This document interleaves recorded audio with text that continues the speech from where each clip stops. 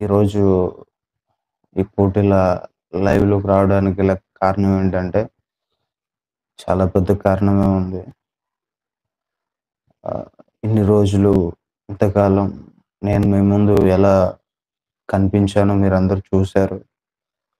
Christianity గురించి ఇష్టమొచ్చినట్లు మాట్లాడుతూ, ఇష్టమొచ్చినట్లు వ్యాఖ్యలు చేస్తూ, అవమానపరుస్తూ, నిందిస్తూ చాలా పెద్ద తప్పు చేశాను. చాలా పెద్ద పాపం చేశాను. సరిదిద్దుకోలేని ఘోరమైన పాపాన్ని చేశాను నేను. నాకు తెలుసు. నాకు ఇప్పుడిప్పుడే అర్థమవుతోంది. దయచేసి నన్ను మీరు మన్నించగలరని కోరుకుంటున్నాను. క్రిస్టియానిటీ అంతటిని నన్ను మన్నించమని, నన్ను క్షమించమని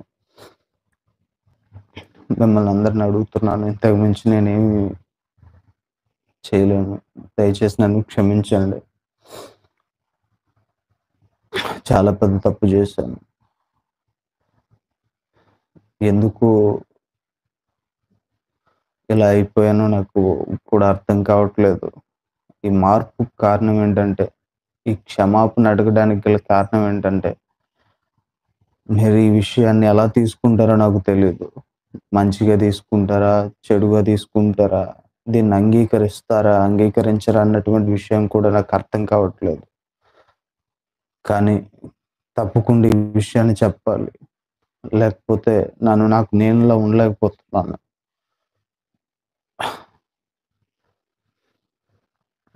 నాలో ఉన్నటువంటి గిల్ట్ నన్ను చంపేస్తుంది. దయతో నన్ను మన్నించండి. ఇలా మీ ముందుకొచ్చి మాట్లాడడానికి గల కారణం ఏంటంటే, నాకు ఆ ప్రభు, ఆ యేసయ్య దర్శనమిచ్చారు. ఆయన నాతో మాట్లాడారు.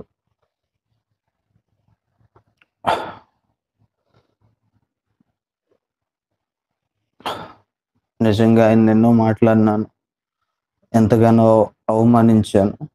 ఆ యేసు ప్రభువుని, ఆ క్రిస్టియానిటీని, ఆ బైబుల్‌ని చాలా తోలనాడాను. ఘోరంగా మాట్లాడాను.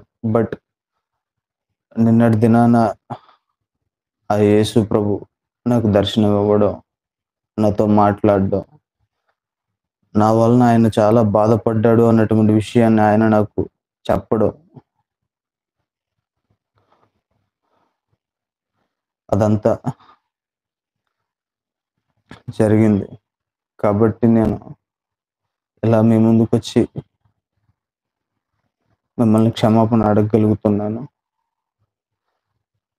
ఎ ఎప్పుడైతే ఆ దేవుడు నాకు ప్రత్యక్షం అయ్యాడో, నాతో మాట్లాడాడో, అప్పటినుంచి ఆ గిల్ట్ నన్ను చంపేస్తోంది. నేను మంచిగా ఉండలేకపోతున్నాను. ఎంతో ఘోర పాపాన్ని చేశాను. ఇష్టం వచ్చినట్లు మాట్లాడాను, తిట్టాను, అవమానపరిచాను, నీచంగా మాట్లాడాను.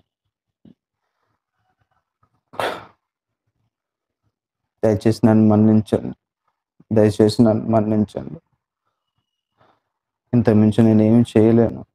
ఆ ప్రభువు నాతో మాట్లాడాడు. స్వయంగా నేను విన్నాను. నా కళ్ళతో నేను చూసాను. ఇంతకు మించి ఏమి చెప్పుకోలేకపోతున్నా. క్రిస్టియన్స్ అందరికీ చేతులెత్తి క్షమించమని అడుగుతున్నాను. మన్నించమని కోరుతున్నాను. దీన్ని మంచిగా తీసుకుంటారా? చెడుగా తీసుకుంటారా? ఎలా తీసుకుంటారో నాకైతే తెలీదు. ఈ విషయాన్ని అంగీకరిస్తారా? అంగీకరించారా? అన్న విషయం కూడా నాకు అనవసరమైనటువంటి విషయం. బట్ ఆ దేవుడు నాతో మాట్లాడాడు కాబట్టి ఖచ్చితంగా మీ అందరికి ఈ విషయం తెలియాలి. నేను చేసిన పాపం తెలియాలి. నేను అడిగిన క్షమాపణ మీ అందరికి తెలియాలి అన్న ఉద్దేశంతోటే ఈరోజు ఈ క్షణం ఇలా లైవ్‌లోకొచ్చాను. ఇంతకు మించి నేనేం మాట్లాడలేకపోతున్నాను. దయచేసి మీరందరూ నన్ను క్షమిస్తారని కోరుకుంటూ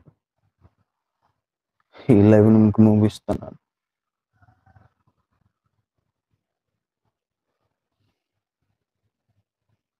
ప్రియమైన సహోదరి సహోదరులారా, సహోదరుడు కృషిపాలు మరి క్రైస్తవ్యాన్ని వదిలేసి యేసుక్రీస్తు ప్రభువారు నిజమైన దేవుడు కాదు మరి బైబుల్ సత్యమైన దైవ గ్రంథం కాదు అని చెప్పి క్రైస్తవ్యాన్ని వదిలివేసి వెళ్ళిపోయిన సంగతి మీకు అందరికీ తెలుసు.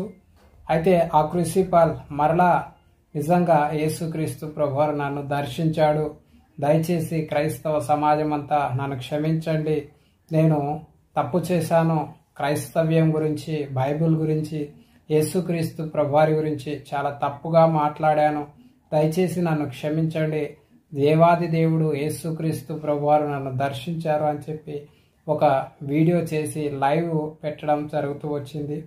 అయితే అది అతను వ్యంగ్యంగా పెట్టాడా లేదంటే నిజంగా తన హృదయం మార్చుకున్నాడా, యేసుక్రీస్తు ప్రభువారు నిజంగా తనను దర్శించాడా అన్న విషయము ఎదురు చూడాల్సి ఉంటూ ఉంది.